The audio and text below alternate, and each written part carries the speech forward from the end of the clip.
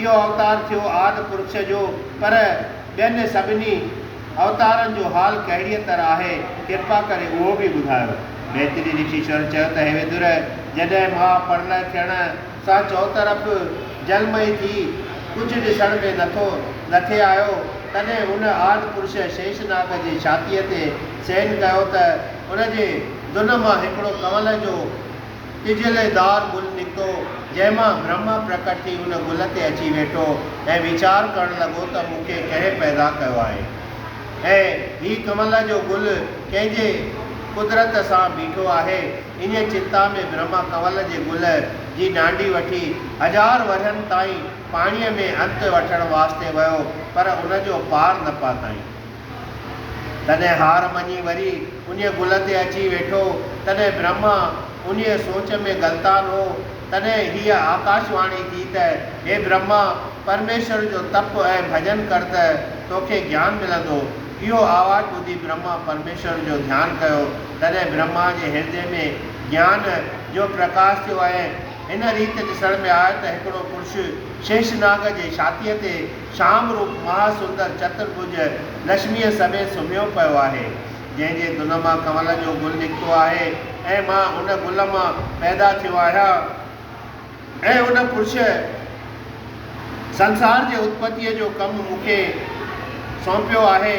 तॾहिं ब्रह्मा खे सभु संसारी शयूं उन पुरुष जे रूप में ॾिसण में आयूं। तॾहिं हथ जोड़े विनंती करणु लॻो त हे त्रिलोकीनाथ, जो मनुष्य तव्हां खां बेमुख आहे सो कॾहिं बि सुख न पाईंदो आहे। उहो हमेशह संसारी मोह माया में व्याकुल रहंदो आहे ऐं जेको तव्हांजो सिमरन तपस्या ऐं चरणनि कमलनि जी भक्ति कंदा आहिनि से हमेशह आनंद में ख़ुशि रहंदा आहिनि। जॾहिं स्त्री धन ऐं संसार सुखनि जी इच्छा थींदी अथनि, तॾहिं तव्हां जे कृपा सां उन्हनि खे इंद्रलोक जो सुख मिलंदो आहे। तंहिं करे मुंहिंजी मर्ज़ी आहे त तव्हांजे चरणनि जा न जे सूरज वांगुरु रोशन आहिनि से हमेशह मुंहिंजे हृदय में वसंदा रहनि, जिन जे रोशनाईअ सां अज्ञान जो अंधकार नाश थी वञे ऐं तव्हांजे दर्शन जो योगीश्वरनि ऐं ऋषीश्वरनि खे बि जल्द ध्यान में नथो अचे, सो तव्हां कृपा करे मूंखे ॾिनो आहे। हे स्वामी, तव्हांजो मूंखे सृष्टिअ जे उत्पत्तीअ जो हुकुम ॾिनो आहे, सो मूंखां तव्हांजे शक्तिअ बिना कुझु बि थी नथो सघे। अहिड़ी का कृपा करियो जो मां इहो कमु सवलाईअ सां पूरो करियां, पर ईअं न थिए त जो अहंकार जे अंध में मां पाण खे जीवन जे पैदा कंदड़ ॼाणा। तॾहिं कृपानाथ शेषनाग जे छातीअ ते सेन पे कयो।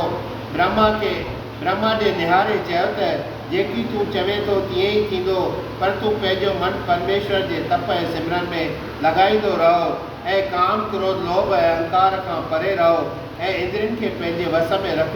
जॾहिं तोखे इहो ज्ञान पैदा थींदो तॾहिं तूं मूंखे पंहिंजो मालिक ॼाणी सभिनी जीवन में मुंहिंजे तेज जो प्रकाश बराबरि ॾिसंदे, जीअं गाहि काठियुनि में मौजूदु आहे पर रगड़ खां सवाइ ज़ाहिर नथी थिए, तीअं बि मुंहिंजे चरणनि जो ध्यानु लॻाए दुनिया खे पैदा कर त तोखे तकबर न थींदो ऐं ध्यानु करण वक़्तु मुंहिंजे सभिनी अंगनि जो दर्शन मिलंदो ऐं बिना पढ़ण जे सभु